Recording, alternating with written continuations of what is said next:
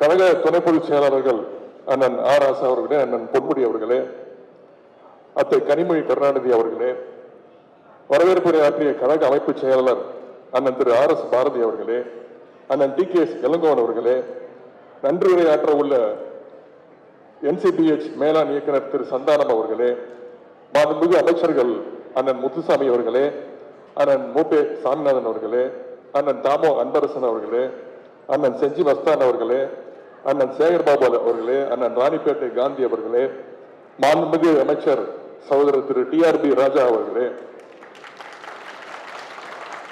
இந்திய கம்யூனிஸ்ட் கட்சியினுடைய மாநில செயலாளர் அண்ணன் முத்தரசன் அவர்களே, மார்க்சிஸ்ட் கம்யூனிஸ்ட் கட்சியினுடைய மாநில செயலாளர் அண்ணன் திரு பாலகிருஷ்ணன் அவர்களே, நாடாளுமன்ற உறுப்பினர்கள் அண்ணன் ஜெகத்ரட்சன் அவர்களே, அண்ணன் தயாநிதி மாறன் அவர்களே, சகோதரர் கலாநிதி வீராசாமி அவர்களே, சகோதரர் வில்சன் அவர்களே, அக்கா தமிழ்ச்சி தங்கபாண்டியன் அவர்களே, சகோதரி கனிமொழி என்மியின் சோமு அவர்களே, அண்ணன் திண்டுக்கல் லியோனி அவர்களே, அண்ணன் சுந்தர், சகோதரர் சிற்றரசு, திரு மயிலை வேலி உள்ளிட்ட அனைத்து மாவட்ட கழக செயலாளர்களே, அண்ணன் தாயகம் கவி, அண்ணன் SR ராஜா, சகோதரி வரலட்சுமி மதுசூதனன் உள்ளிட்ட அனைத்து சட்டமன்ற உறுப்பினர்களே, டாக்டர் எழிலன் அவர்களே, அண்ணன் கிருஷ்ணசாமி அவர்களே, ஐயா திருநாவுக்கரசு அவர்களே, அண்ணன் கம்பம் செல்வேந்திரன் அவர்களே, சகோதரர் அப்துல் மாலிக் உள்ளிட்ட அனைத்து இளைஞரணியினுடைய நிர்வாகிகளே, அண்ணன் கோவி லெனின் அவர்களே, திரு பாப்பா அன்புதுரை உள்ளிட்ட அனைத்து மாவட்ட பகுதி வட்டக்கழக நிர்வாகிகளே, TR பாலுமாமா அவர்களுடைய குடும்பத்தினர் சேர்ந்தவர்களே, உற்றார் உறவினர்களே, மன்னார்குடி தலிக்கோட்டையிலிருந்து இங்கு வந்துள்ள நம்முடைய உறவினர்களே, முத்தமிழக டாக்டர் கலைஞருடைய உயிரினும் மேலான அன்பு உடன்பிறப்புகளே, அத்தனை பேருக்கும் என்னுடைய வணக்கத்தை நான் தெரிவித்துக் கொள்கின்றேன். TR பாலுமாமா அவருடைய இந்த 4 புத்தகங்களை வெளியின்ற நிகழ்ச்சியில் பங்கேற்பதில் மிகுந்த மகிழ்ச்சி அடைகின்றேன். சேலம் மாநாட்டை மிகச்சிறப்பான ஒரு வெற்றி மாநாட மாற்றி காட்டிய உங்கள் அத்தனை பேருக்கும், ஒருங்கிணைத்து உங்கள் அத்தனை பேருக்கும், இளைஞரணி தம்பிமார்களுக்கும் இந்த நேரத்தினுடைய நன்றியை நான் மீண்டும் தெரிவித்துக் கொள்கின்றேன். சேலத்துல லட்சம் இளைஞர்கள் கூடிய நம்முடைய கழக இளைஞரணி மாநாட்டிற்கு பிறகு நாம் அனைவரும் ஒன்றாக பங்கேற்கின்ற முதல் நிகழ்ச்சி, அதுவும் இந்த அரங்கம் புதுப்பிக்கப்பட்டு நடக்கின்ற முதல் நிகழ்ச்சி என்று நினைக்கின்றேன். எனவே அதற்கும் இந்த நேரத்தில் நம்முடைய பொருளாதாரத்தினுடைய வாழ்த்துக்களையும் பாராட்டுகளையும் நான் தெரிவித்துக் கொள்கின்றேன். இந்த நேரத்தில் நான் அவருக்கு நன்றி கூற கடமைப்பட்டுள்ளேன். ஏனென்றால் இளைஞரணி மாநாடு மிகப்பெரிய ஒரு வெற்றி மாநாடு நடத்தி காட்டியிருக்கின்றோம். அதற்கான செலவு முழுக்கவும் பொருளாளராக அவர்தான் எங்களுக்கு கொடுத்திருக்கின்றார். பாதை மாறா பயணம் அப்படிங்கிற அந்த புத்தகத்திற்கு நம்முடைய முதலமைச்சர் அவர்கள் எழுதியிருக்கக்கூடிய அணிந்துரையில பாலு அவர்கள் கலைஞருடைய தொண்டரா, தோழரா, உடன்பிறப்பா, செல்லப்பிள்ளையா, பற்றாளரா என எண்ணுகிற அளவுக்கு எல்லாம் கலந்த கலவையாக இருக்கிறார் பாலு என்று எழுதியுள்ளார்கள். இங்கே குறிப்பிட்டு பேசினார்கள். ஏனென்றால் அந்த அளவுக்கு கலைஞர் மீது பற்று கொண்டவர் நம்முடைய பொருளாளர் அவர்கள். முத்தமிழர் கலைஞர் அவர்கள் தன்னுடைய வரலாற்றை நெஞ்சுக்கு நீதி என்று 6 பாகமாக எழுதினார்கள். கலைஞர் வழியில தன்னுடைய அரசியல் பயணத்தை பாதை மாறா பயணம் என ஒவ்வொரு பாகமாக பாலுமாமா வெளியிட்டு வருகின்றார். அது மட்டுமல்ல, நம்முடைய முதலமைச்சர் அவர்கள் சில ஆண்டுகளுக்கு முன்பு உங்களில் ஒருவன் என்ற நூலை வெளியிட்டார்கள். அந்த புத்தகம் ஆங்கிலத்தில் ஒன் அமங் யூ என்று வெளியானது. கலைஞர் வழியை மட்டுமல்ல, நம்முடைய பாலுமாமா அவர்கள் நம்முடைய தலைவர்கள் வழியை பின்பற்றி தன்னுடைய பாதை மாறா பயணம் புத்தகத்துடைய முதல் 2 பாகங்களையும் ஆங்கிலத்தில் வெளிக்கொண்டு வந்துள்ளார். சென்ற வருடம் இதே ஜனவரி மாதத்தில் இதே அரங்கத்தில் தான் தன்னுடைய அரசியல் பயணம் பற்றி பாதை மாறா பயணம் பாகம் 1 மற்றும் பாகம் 2 என 2 நூல்களை அவர் வெளியிட்டார். இந்த ஆண்டு ஜனவரி மாதம் உரிமை குரல், my voice for the voiceless, பாதை மாறா பயணம் பாகம் 3, த மேன் அண்ட் மெசேஜ் என 4 புத்தகங்களோடு இந்த முறை நமக்கு கொடுத்திருக்கிறார். TR பாலுமாமா அவர்களை நான் பிறந்த குழந்தையிலிருந்து எனக்கு தெரியும். என்னை தூக்கி வளர்த்தவர்ல அவரும் மிக மிக முக்கியமானவர். கோபாலபுரத்துல தான் வளர்ந்ததெல்லாம். முத்தமிழறிஞர் கலைஞர்களுடைய அன்புக்குரிய தம்பி, நம்முடைய முதலமைச்சர்களுக்கு உற்ற தோழர். தலைமை என்ன சொல்கின்றதோ அதை அப்படியே ஏற்று செயல்படுகின்ற ஒரு செயல் வீரர். உதாரணத்திற்கு எடுத்துக்காட்டாக ஒரே ஒரு விஷயத்தை சொல்ல விரும்புகின்றேன். நேற்று முன்தினம் சேலம் மாநாடு நீங்க எல்லாம் வந்திருப்பீங்க, பார்த்திருப்பீங்க, தொலைக்காட்சியில் பார்த்திருப்பீங்க. தலைவர் அவர்கள்கிட்ட நான் நீங்க ஒரு மாலை 5:30 வாங்க, ஒரு 6 மணிக்கெல்லாம் உங்களுக்கு நாங்கள் மைக் கொடுத்துட்றோம், 6:30 மணிக்கு நீங்க கிளம்பி பேசிட்டு கிளம்பி போயிடலாம் அப்படின்னு நான் வாக்குறுதி கொடுத்துருந்தேன். காலை 9 மணியிலிருந்து ஆரம்பிச்சு அத்தை கனிமொழி அவர்கள் தான் நம்முடைய கொடியை ஏற்றுறாங்க. மாணவரணி செயலாளர் மாநாட்டை திறந்து வச்சாங்க. கலை நிகழ்ச்சி 22 பேச்சாளர்கள் பேசுனாங்க. இல்ல ஆளுக்கு 10 நிமிஷம் அப்படின்னு. தலைவர் வந்து கிளம்பிட்டாரு. அப்போ பேச்சாளர்கள் பேசிக்கிட்டு இருந்தாங்க. மேடைக்கு வந்துட்டாங்க. அதன் பிறகு ஒவ்வொருத்தரா நாங்க சீக்கிரம் முடிக்கணும், அரை மணி நேரத்துல 7 பேர் பேசி முடிக்கணும். அப்பதான் தலைவருக்கு 5:30 மணி அளவில் 5:45 மணி அளவில் கொடுக்க முடியும். அப்பொழுது அண்ணன் தயாநிதி மாறன் பேசிட்டு இருக்கும் பொழுது அவர்கிட்ட கொண்டு போய் சீட்டு கொடுத்தானே அவர் கோச்சுக்கிட்டார், செல்லமாவே கோச்சுக்கிட்டார். என்ன நிப்பாட்ட சொல்றீங்களா அப்படின்னு. அதே மாதிரி அண்ணன் ஆராசன் அவர்கள் 10 நிமிஷம் முடிக்க சொன்னேன். அவர் பேசிக்கிட்டே இருந்தார். ஒரு 12-13 நிமிஷம் பேசினார். அந்த அளவுக்கு ஒரு எழுச்சி உரை.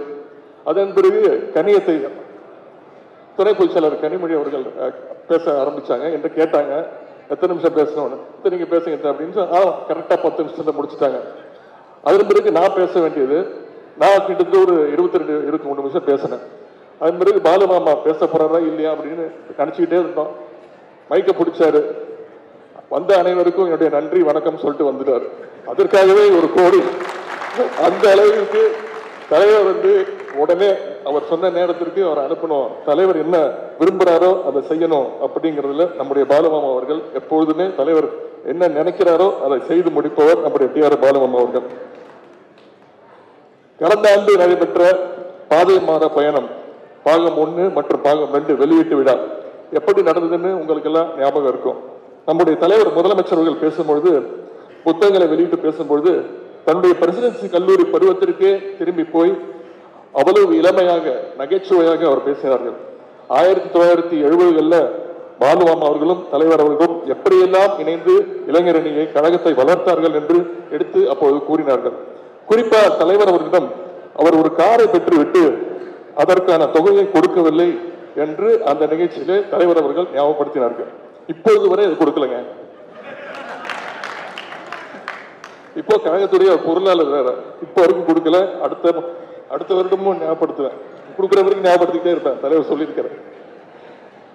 நம்முடைய தலைவர் அவர்களை எல்லாருமே செல்லமா தளபதி அப்படின்னு கூப்பிடுவாங்க. ஆனால் அதற்கெல்லாம் முன்பாகவே தலைவருக்கு இளந்தென்றல் அப்படின்னு ஒரு பட்டப்பேரை வச்சு அழைத்தவர் தான் நம்முடைய பொருளாளர் அவர்கள். அது மட்டுமல்ல, கழகத்தின் மூலம் ஏராளமான கலை நிகழ்ச்சிகளை நடத்தியவர். கோபாலபுரத்தில் கலைஞர்களோடு அவருக்கு இருந்த நெருக்கத்தை வார்த்தைகளால் சொல்ல முடியாது. கலைஞருடைய உண்மையான உடன்பிறவா தம்பியாக இருந்தவர் தான் நம்முடைய பொருளாளர் அவர்கள். ஒரு திமுக உடன்பிறப்பு எத்தனை வேகத்தோடு செயல்படுவான் என்பதை பார்த்தால் பாலுமாமா தான் மிகச்சிறந்த ஒரு எடுத்துக்காட்டு. இதற்கு முன்பு இந்த புத்தகங்கள்ல தன்னுடைய அரசியல் பயணம் குறித்து அவர் எழுதியிருந்தார். இந்த முறை இன்றைக்கு வெளியிட்டுள்ள நூல்கள்ல ஒன்றிய அமைச்சராக தான் மேற்கொண்ட பணிகளை விளக்கி எழுதியுள்ளார். ஒன்றிய அரசுடைய அமைச்சராக இருந்த பொழுது தமிழ்நாட்டின் வளர்ச்சிக்கு அவர் ஆற்றிய பணிகளை ஒரு சுய பெருமையாக இல்லாமல் அப்பொழுது நடைபெற்ற அரசியல் சூழ்ச்சிகளோடு விளக்கமாக கூறியுள்ளார்கள். 1980க்கு பின் இந்திய ஒன்றிய அரசியலில் கழகத்துடைய பங்களிப்பை பற்றி நாம் அறிய வேண்டும் என்றால் பாலுமாமாவுடைய இந்த அத்தனை புத்தகத்தையும் நாம் படித்துதான் ஆக வேண்டும். இப்படி அவர் ஏராள புத்தகங்களை வெளியிடுவது உண்மையாலே அனைவரும் வரவேற்க வேண்டிய ஒரு விஷயம். ஏனென்றால் நம்முடைய திராவிட இயக்கமே படிச்சும் வாசிச்சும் பேசி எழுதி வளர்ந்த இயக்கம். நம்முடைய நீதி கட்சி தலைவர்கள் தந்தை பெரியார், பேரறிஞர் அண்ணா, முத்தமிழர் கலைஞர் என நம்முடைய தலைவர்கள் அனைவருமே பத்திரிகை நடத்தியவர்கள். 100க்கும் அதிகமான பத்திரிகைகளை நடத்திய இயக்கத்தின் தான் அது நம்முடைய திராவிட இயக்க தலைவர்கள் தான். அந்த வழியில் தான் இன்றைக்கு நம்முடைய திராவிட முன்னேற்ற கழகமும் எழுத்திற்கும் வாசிப்பிற்கும் முக்கியத்துவம் கொடுத்து வருகின்றது. அண்ணா நூற்றாண்டை முன்னிட்டு கோட்டூர்புரத்தில் கலைஞர் அவர்கள் அண்ணா நூற்றாண்டு நூலகத்தை திறந்தார். அதே போல கலைஞர் நூற்றாண்டில் நம்முடைய தலைவர் அவர்கள் மதுரையில கலைஞர் நூற்றாண்டு நூலகத்தை திறந்து வச்சிருக்கிறார். கலைஞர் நூற்றாண்டை முன்னிட்டு தொகுதிக்கு ஒரு கலைஞர் நூலகத்தை திறக்க வேண்டும் என்று இளைஞர் அணிக்கு தலைவர் அவர்கள் உத்தரவிட்டார்கள். இதுவரை 15 நூலகங்களை தமிழ்நாடு முழுக்க திறந்திருக்கின்றோம். அதேபோல் கலைஞருடைய மூத்த பிள்ளை முரசொலியில இளைஞர் அணி சார்பாக முரசொலி பாசறை பக்கத்தை தொடங்கினோம். அது ஒரு வருடம் ஆகிவிட்டது.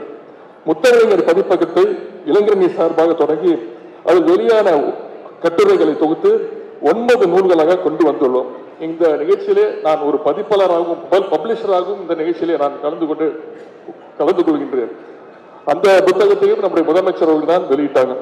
அதேபோல் எங்களுடைய சேப்பாக்கம் திருவல்லிக்கேணி தொகுதியில கலைஞர் நூற்றாண்டை முன்னிட்டு ஒரு நடமாடும் நூலகத்தையும் கூட திறந்து வச்சிருக்கிறார். 1500 புத்தகங்கள், அது நடமாடும் நூலகம். கழகத்தில் நம்முடைய தலைவர்கள் எழுதுகிறாங்க, பொருளாளர் எழுதி கொண்டிருக்கிறார், அமைச்சர்கள் தொடர்ந்து எழுதி கொண்டிருக்கிறார்கள், புத்தகங்கள் வெளியிட்டுக் கொண்டிருக்கிறார்கள். அனைவரும் இளைஞரணி உள்ளிட்ட அனைத்து அணிகளும் நூல்களை வெளியிடுகின்றனர். இப்படி ஒரு அறிவு இயக்கம் இந்திய ஒன்றியத்திலேயே கிடையாது. இதற்கு ஒரு உதாரணமாகத்தான் இந்த நிகழ்ச்சியில் பங்கு பெறுவதில் நான் மிகுந்த மகிழ்ச்சி அடைகின்றேன். இந்த இடத்துல இன்னொரு முக்கியமான விஷயத்தை நான் குறிப்பிட்டாக வேண்டும். சேலத்தில் 2வது மாநில மாநாடு, அனைத்து மாவட்ட கழக செயலாளர்களும் அனைத்து அணிகளும் மாநாட்டிற்காக நிதி கொடுத்தாங்க, போட்டி போட்டுக்கொண்டு நிதி கொடுத்தாங்க. இதுவரை வந்த நிதி 59 கோடி ரூபாய். சேலம் மாநாட்டிற்கு அனைத்து மாவட்ட கழக செயலாளர்களும் அனைத்து அணிகளும் கொடுத்த நிதி. ஐடிவியினுடைய செயலாளர் சகோதரர் தொழில்துறை அமைச்சர் திரு டிஆர்பி ராஜா அவர்கள் ஐடிவியின் சார்பாக எங்களுடைய அணிக்கு எங்களுடைய மாநாட்டிற்கு அவர் கொடுத்த தொகை 25 லட்சம். டிஆர் பாலுமாமா கழகத்துடைய பொருளாளர் எங்களுக்கு கொடுத்தது வெறும் 1 லட்சம். பொருளாளருக்கு டிஆர் ராஜா கொடுத்தது 25 லட்சம், மாமா கொடுத்தது வெறும் 1 லட்சம்.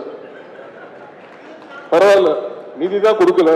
ஒரு பொருளாளர் உங்ககிட்ட ஒரு வேண்டுகோள் வைக்கிறேன். மாநாட்டிலும் இதே வேண்டுகோளை தலைவர்கிட்ட வச்சேன். இளைஞரணி மாநாட்டில் தலைவர்கிட்ட வேண்டுகோள் வச்சேன். இப்ப உங்களுடைய புத்தக விழாவில் ஒரு பொருளாளராக உங்ககிட்ட வேண்டுகோள் வைக்கிறேன்.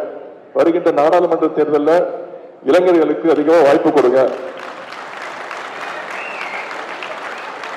எக்ஸ்பீரியன்ஸ் முக்கியம் தான், இருந்தாலும் இளைஞர்களுக்கு அதிக வாய்ப்பு கொடுங்க. தகுதியான இளைஞர்களுக்கு வாய்ப்பு கொடுங்க. தலைவர் யோசிச்சாலும் நீங்க தலைவர்கிட்ட சொல்லுங்க. எனவே இந்த புத்தக கலந்து கொண்டு உங்களை எல்லாம் சந்திப்பதில் மிகுந்த மகிழ்ச்சியை தெரிவித்துக் கொண்டு வாய்ப்புக்கு நன்றி கூறி விடைபெறுகின்றேன். நன்றி, வணக்கம்.